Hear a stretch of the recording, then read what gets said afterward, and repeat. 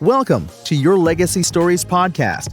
Your host, Natalie McQueen, helps people from all walks of life to create, live, and preserve their legacy for future generations to enjoy.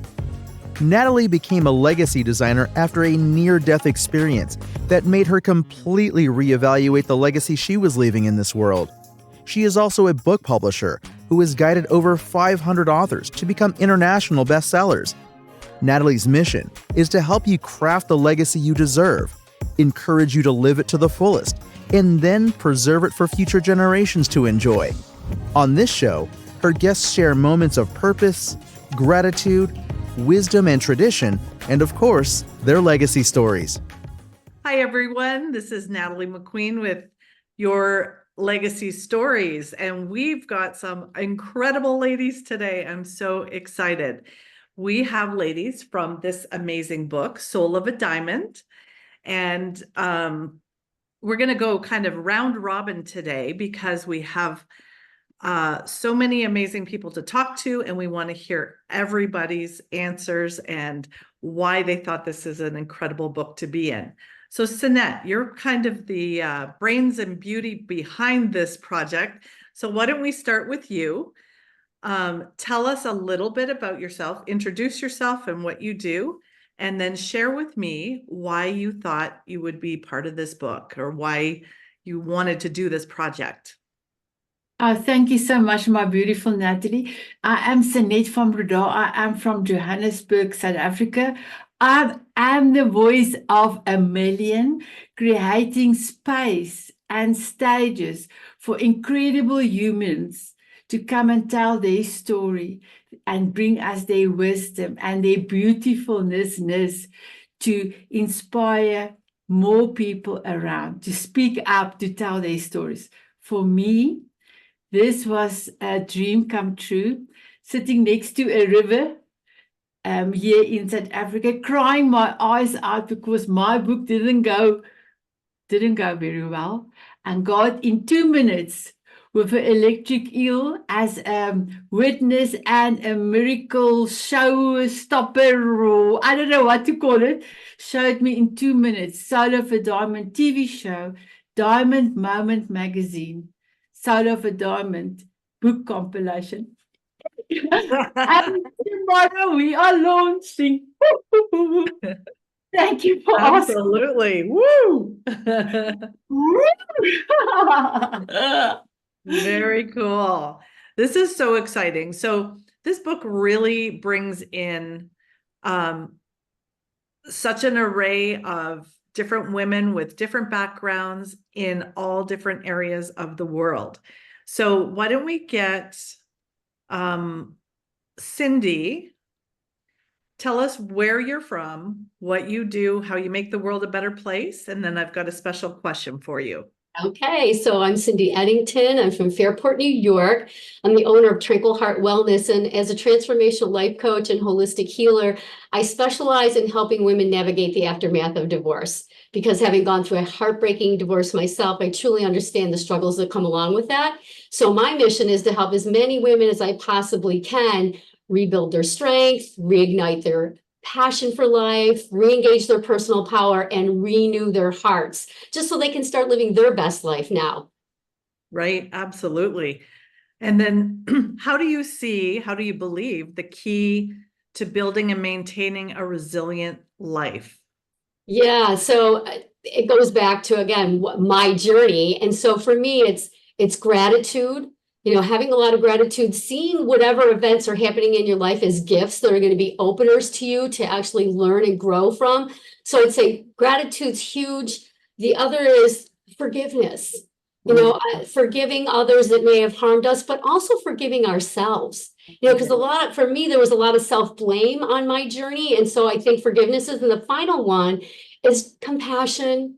Again, having compassion for others, recognizing that we're all on our own journey.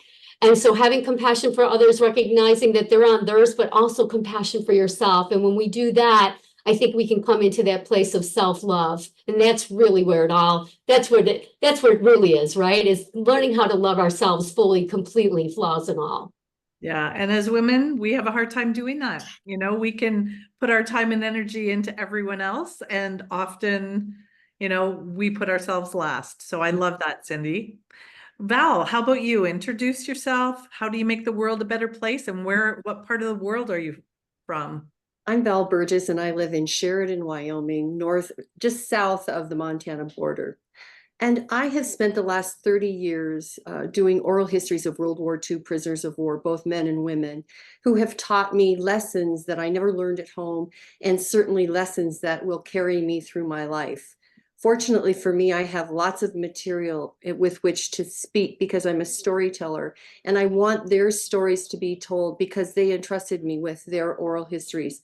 But it's more than that, because they can give you the littlest segment of something and it turns out to be very big in your life. And I think sometimes many of us live in a prison of our own making and don't know how to get out. These men figured it out and certainly can share with us how to change our lives. Absolutely. I love that you're a storyteller, and that's, you know, you can see it within the book in your chapter and everything. So what would you say to someone that is maybe thinking about sharing their message or their story, but is hesitant? I think it's starting, because once you start looking at your adversity or the positivity, whatever it is in life that you're writing about, I think when you write it down and really look at it and reread it, it changes for you how possibly it was painful. And then you realize, wow, but it made me who I am today. Or maybe something was really wonderful and you look at it and you go, I built that up so big that what can I compare to? And when you don't allow yourself then to further make bigger and bigger gains in your life. And I always think, as a child, I knew there was a path I was supposed to follow. I didn't know what it was. And then one day, my uncle wanted me to market a trip for 100 and some people, former prisoners of war, to go back to Europe. And that door opened, and I knew that was the path I had to follow. And they have taught me so many skills that I never learned at home. They have given me so many things that when I look at my life, it's easier to look at making it the best life ever because of what they almost died. I mean, there were so many things that were so tenuous for them, but in all of them that survived, there certainly were lots and lots of lessons. So you can learn those just from your own experience, just from looking at what you've done, just for writing it down, speaking it out loud. However you do it, you need to embrace it and start opening up and looking at it really carefully. Absolutely. That's beautiful. Christine, what area of the world are you from? Introduce yourself and share how you make the world a better place.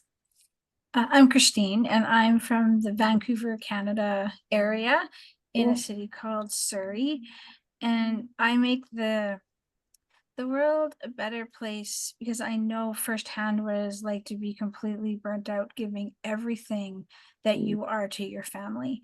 And we have a multi-diagnosed special needs child that I've just poured everything into until my body no longer was able to keep going and rebuilding from a life-threatening burnout.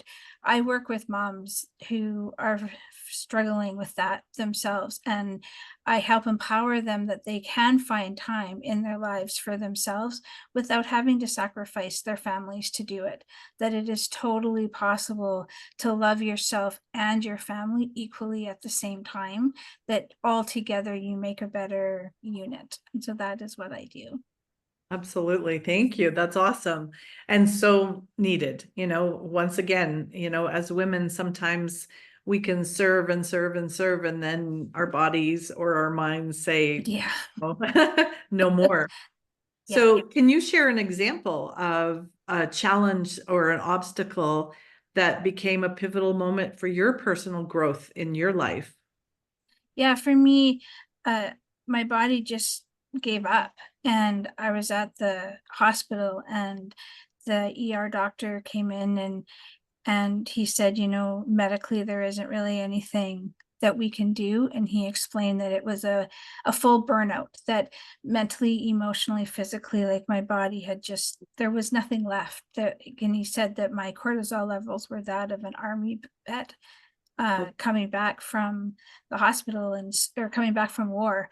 And he said that if I don't change something, I won't be around for my family. And it was in that moment that I realized I had to do something different.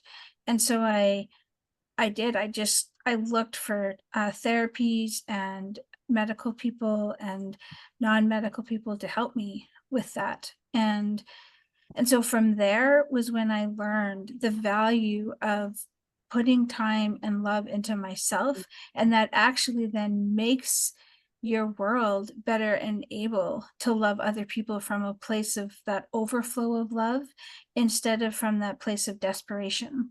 And it's from that point that I learned that it's not just about moms, but I particularly focus with moms because we tend to just give everything that we have to those around us, and particularly our families. And really, we need to learn to give to ourselves first, and not in a selfish way, but in a way that Right. it gives us a chance to expand, to be able to love other people fully. Yep, that's, I mean, at the airlines. Exactly. Oxygen mask on first, right? Yeah. There's a reason. So that's incredible.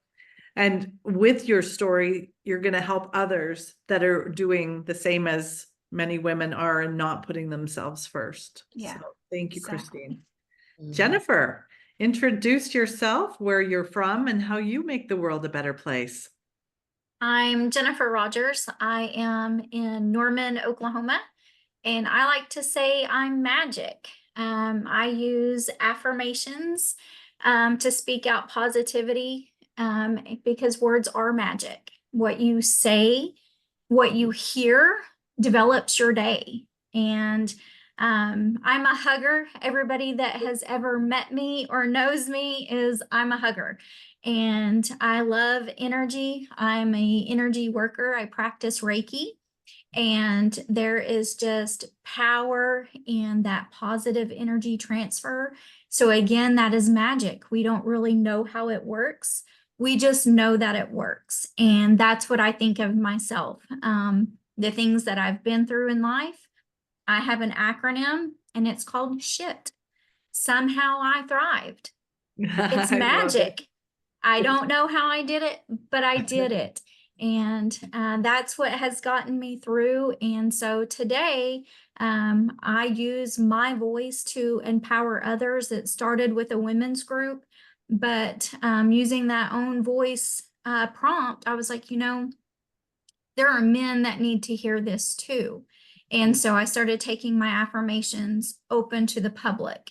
And now I have an even bigger goal to take it on larger platforms, because you don't know who needs to hear what you have to say. And at the end of the day, it's not really my business to know who's listening to me. It's my business to help them heal. And if my words help them in one small part, then I'm honored and I'm blessed to have done that. And my magic dust is working. Absolutely. It's so important, what we think, what we say, our words, everything affects our energy, what we attract, what we, keep away from ourselves. Sometimes that's even more important to change that. Yeah. So what inspired you to share your story in Soul of a Diamond, and what do you hope readers take away from your chapter? Well, what inspired me, one, was a conversation with Sinette. It had always been a goal to write my story. So as you read my story, you'll find that I am I call myself a generational trauma breaker. I am not a victim, I've never defined myself as a victim. Statistically, the state of Oklahoma, I fall in several statistics. That's the state of Oklahoma and the federal statistics. Those are not mine. I do not choose to live there. That is not my address. I am a generational trauma breaker. I chose to walk away from a situation that was detrimental, life-changing. But when I changed that for myself, I healed myself. I healed my mother. I healed my grandmother. I healed my great-grandmother. I was a fourth generational sexual assault victim. And so that changed the trajectory for my daughter and now my granddaughters. And there is power in that, because there are so many women today that have fallen into this, I'll never be, I'll never be. And I'm here to tell you, sister, yes, you can. Yes, you can. And I'm here to help you. Looking at me today, you would not know. And part of that was because I didn't want people to know my story. I Right. wanted people to know me, love me, and care for me the way they saw me in the present moment. But what I did was I silenced my voice for so long. I stifled myself. And once I started opening up and using that voice, that healing power has just been paramount. And that is where I'm going now, is open it up, share that story. You have a right to share it from your perspective. Doesn't matter who it pisses off. It's yours, and you get to own it, and you get to heal through it. Absolutely. Thank you, Jennifer. Yes. And Celeste, what area of the world are you tuning into, and how are you making the world a different place? Well, all these stories are so powerful, and throughout the whole book, I mean, all of them are. It's just, I'm really honored to be a part of it. So I am L.S. Kirkpatrick from Austin, Texas, USA, and I'm an inspirational author and coach for Powerful Purpose. And right now, I surpassed my goal of being a 12 times international author. I am a 16 times Woo! international award-winning best-selling author. And Nice. those are just the best-selling ones. It's not even the other books. So I'm pretty jazzed about that. So what is it that I do? I just be me. And I let people know that that's okay. So one thing I say, I have a podcast. There's a lot of ways that I do this. I do it through podcasts, through writing, through books, through anthologies. I do editing, formatting, networking events, speaking. I was just on a speaking platform on Saturday, and I talked about creating a tsunami, and it was just phenomenal. But what I always say on my show is, you have great value inside of you. And it's that value in you that makes you worthy. And it's that value and worth that makes you enough just the way you are. And all of that together is why you matter, because nobody else has gone through what you've gone through. They've not made the choices that you have made, and they haven't had to act or react to the choices other people have made that have directly affected you. And that is what makes you valuable. That's what makes you so unique. And that's where your voice comes from. And don't be afraid. You know, I look at fear as a hologram. It's there, it looks real, it can be massive at times, but you can stick your arm right through it and nothing happens. Right. You can walk through it and nothing happens. You can jump through it. So just step through your fear and know that you have courage from others that have going on, you know, with you. You may not see it, but they're right there with you. So don't be afraid. Don't let fear stop you from doing. Just charge in on it. And if you fail, it's okay. At least you tried. And you can learn from that failure so you can keep moving forward.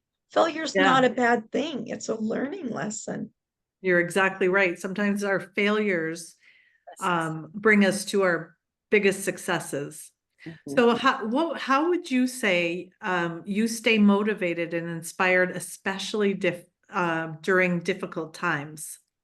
Well, that's a tough one, because nobody wants to say, oh, I had it tough, but boy, I have it tough a lot of times. I'll give you an example. Saturday, going through this great day with this event going on. It's a virtual event, so I have to have my internet. 3 seconds before I'm supposed to talk, the internet doesn't work. I actually call my husband, help, let me see what we can do. The woman who was taking charge of all of the IT work, she was so gracious, says, don't worry, we're not going to start without you.